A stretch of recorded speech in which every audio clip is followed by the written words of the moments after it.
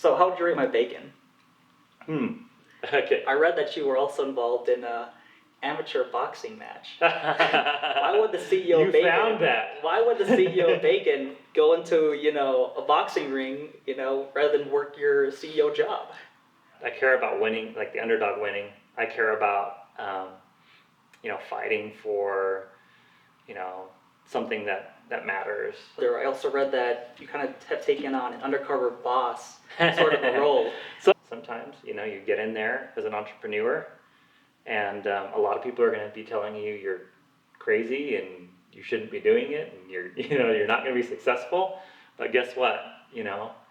There's some pride in getting in there and giving it your best.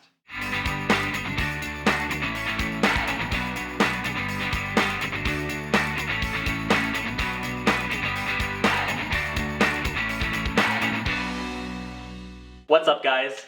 I am here with Hunter Sebresos, the CEO of Bacon. So, thank you so much, Hunter, for taking some time out of your very, very busy day to, chat with me. It means a lot. Absolutely. By the way, I wanted to, for your time and for your kindness, I wanted to gift you with something. I want you to take a look at this. So, what we got right here is some bacon. Yeah, there we go. Right. So when you come to bacon, you got to bring bacon. Right? That's right. So I wanted, to gift you with some bacon. Sounds good. And to eat a slice of bacon with the CEO of Bacon. Awesome. Wait, do you like bacon or? I love it. Yeah. Of course I do. You're not vegan, are you? No. It's a little cold, but. So how would you rate my bacon? It's got a nice crunch to it. It's also soft, which is the way that I like it. Oh. A little crunch at first, a little bit of soft. Got a great taste, so 10 out of 10. 10 out of 10? Whereas we refer to bacon 5 stars. 5-star bacon.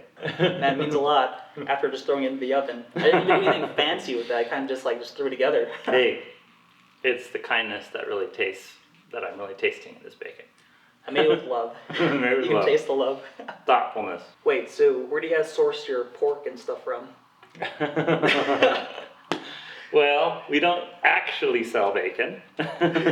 What we do is we supply established companies with great workers. Okay, and the way that we do that is we set them up through our app so that those workers can work for that company for even as short as a single shift, right? A lot like those rideshare apps, Uber and Lyft, except for on those, you're only doing driving jobs, right? On our platform, we have everything from manufacturing to warehouse and fulfillment, catering and events opportunities, some retail and restaurant opportunities, all types, construction, landscaping, that type of thing. There's a lot of opportunities on our platform for people to work. Find a shift, work a shift, get paid for a shift. That's awesome. So in essence, like the ride sharing of temporary jobs. That's right. Yep. I also heard that you guys have provided tons of jobs to people during the pandemic. When you think about a low to unskilled hourly worker, there's not a lot of people saying, hey, we're going to look out for you. We're going to find something for you.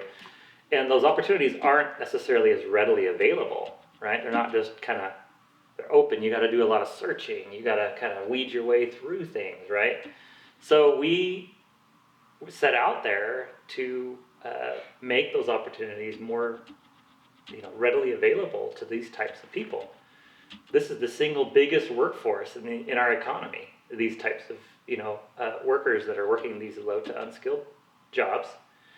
And they're hardworking, very capable people. They just need an opportunity. And so we really take pride in being able to provide those opportunities to people. That's awesome. I also read that you kind of have taken on an undercover boss sort of a role.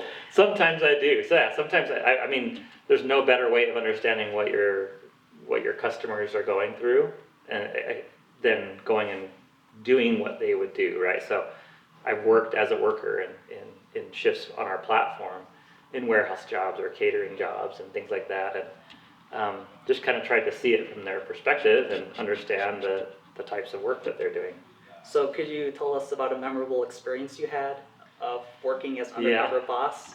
Yeah. Okay, so I was working for a company that had a warehouse, and they basically do what I call a picker-packer job. So an order comes in online, you gotta go find where that thing is in the warehouse, you gotta bring it down, and then you gotta help them pack it and ship it out, right? And that first thing that I was assigned to do was just unload a truck with new product. So I just unloaded a ton of product from this truck, okay? And I was trying to go really fast and work hard, and the other workers were like, what is this guy's deal? Why is he like running around? He's working so hard. Yeah, why is he working so hard? And I'm like, man, I am the CEO of this company. If I can't get a 5-star review, I'm gonna hear from it from my team forever, So, I'm working super hard. And actually the supervisor said, hey, can you come over here and start doing picker-packer job, which is like a little more complex than just unloading a truck. Started doing that. And what was really cool was I had some of the other workers like, how'd you get assigned to this? Right? And I was like, I'm just working hard. Like, he told me to come over here. So anyway, by the end of it, he offered me a job. By the end of the shift, he offered me a full-time job. And I said, I'd prefer to stay on the Bacon platform, but I'm happy to work for you anytime. I can't honestly remember if I got a 5-star review or not, but that was at least I could wear that as a badge of courage coming back saying, hey, they offered me a full-time job. So. Knowing you, they probably gave you 5-star. If they're giving you a job, definitely. Yeah. So I'm really curious now. So you guys are mostly giving jobs in, Idaho, Utah, Dallas, Fort Worth. What are some of your guys' plans for growth from here on out? We actually have recently, like I said, we've hired a lot of new people recently, and that's primarily on expansion and sales. Mm-hmm. So we've opened in Chicago. My hometown. That's your hometown? That's right. That's right. Stomping grounds. Okay, so Chicago, Detroit, Virginia Beach, Las Vegas. We are hiring some new reps in Dallas-Fort Worth area, which is where we've been.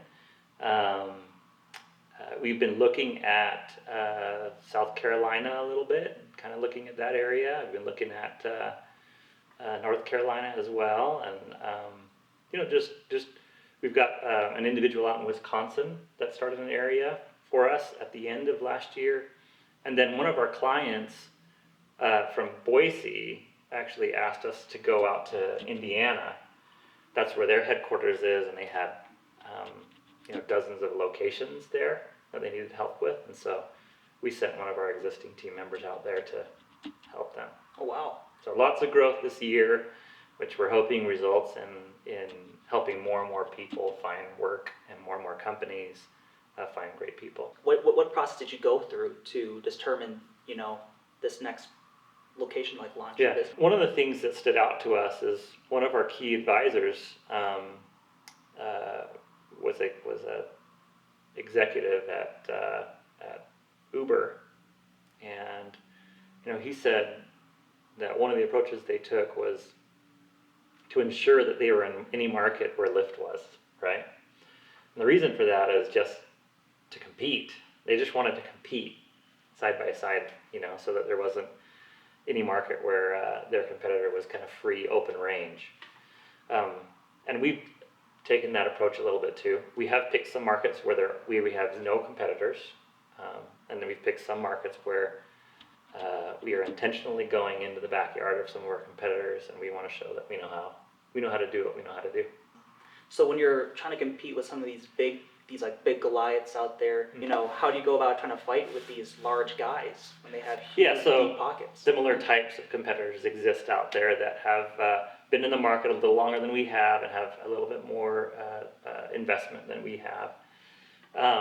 And we compete on a few different things. There are some core fundamentals to the way that we do our platform that is different from theirs. For example, selection is a very important thing to our platform.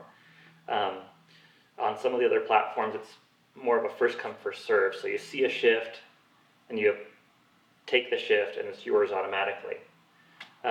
We think that it's important for employers or for companies to be able to kind of have some degree of choice of who they want to have come work.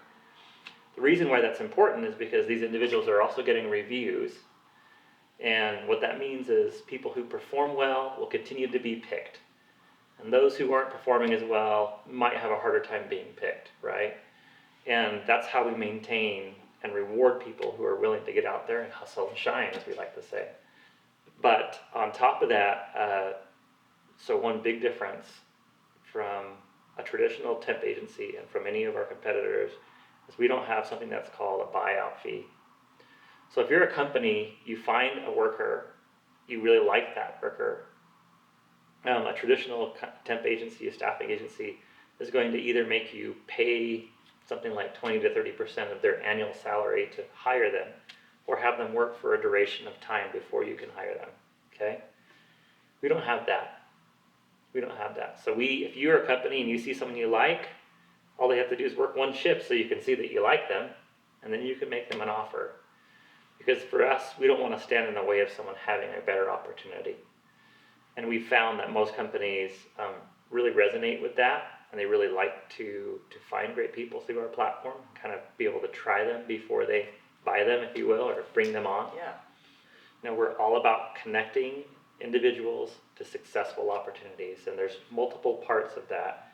There's the individual part, people. Like, we're all about, we want these people to find great opportunities. We want companies to find great people, right? The successful part is super important as well. We don't just want to connect to you guys and say, oh, good luck, right? Mm-hmm. Best of luck with you. We want it to be a successful opportunity. And so we have to be able to learn a little bit about the workers and what they're looking for, a little bit about what the companies are looking for, and make sure there's a good fit, right? And then the connection part is the part that has become a little bit of a new thing for us. Initially, we just kind of opened the marketplace. Hey, Come on in, everybody. Yeah, it's like start a party and then just let people kind of mix and mingle. Mm-hmm. And we've gone to the next step where we know who's coming to the party, and we know who's come. You know, the two individuals coming to the party, and we say, hey, you might be good for this one. I'm going to put you guys together. I'm going to sit you guys down at the same table. So now we are more actively getting engaged in that connection part, so that we can have success between the two. As you mentioned, moving into different markets, are you guys looking to add more people to your team? Are you looking to hire some more people? Yeah, I mean, we have already done some of that initial hiring with the expansion on the sales team. There are additional individuals we're looking for. We're looking for some individuals on the marketing side. We're looking for some individuals that are on the client and worker success side. We have this new position that we're doing that we're calling a shift ambassador. So the ambassador part is that we want them to be able to kind of represent our brand, who we are, our culture, and what we stand for, right? So they would be participating in things like promotional activities, going out and doing recruiting events, putting out, flyers and posters and all that type of stuff to help us when we enter into a new area. These individuals will be part of that. And we want the right kind of person for that, right? The shift part is when they're not doing that work for us, we want them out there working shifts. We want them working side by side with other workers and having that impact and that influence on people. We want them making a positive impact on our companies, right? Making a good impression to our companies. And we want to be able to have someone that we can say, hey, this company really needs some help. We know you're reliable.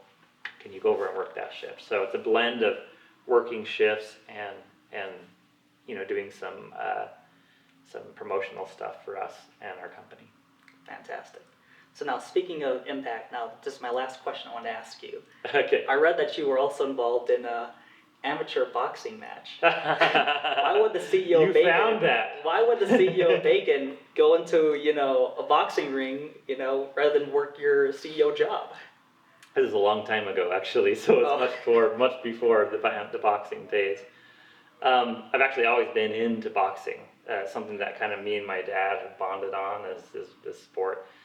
And it was always just kind of hitting a bag, in his garage and at home. And I was in the military for a period of time, so I did a little bit of boxing training in the military. And it's just a sport that I love. And the reason why I love that sport is because it's a man versus man type of sport, but it's also a man versus himself, right? Like man versus man at ping pong, that's great, right?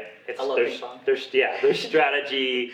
It does take a lot of effort, but it's different when someone's punching you in the face, right? Yeah, you take it personally. Yeah. And so there's this idea of, can I mentally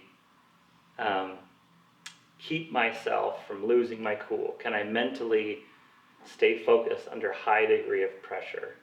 Can I overcome pain? Can I stay strategic when I'm also having to be defensive, right? And I love that sort of brain challenge, that individual challenge.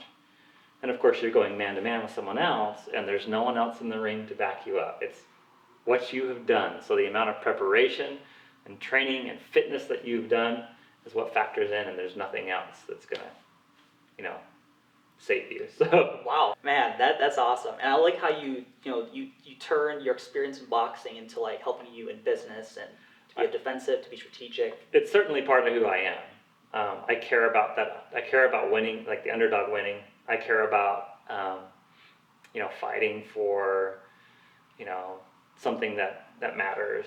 I don't think that people should quickly back down from a fight when there's a worthy competitor, and there's something worthy in just competing alone, right? Just stepping into a ring with someone is a noteworthy thing, and I feel the same way about business sometimes. You get in there as an entrepreneur, and a lot of people are going to be telling you you're crazy and you shouldn't be doing it, and you're not going to be successful. But guess what?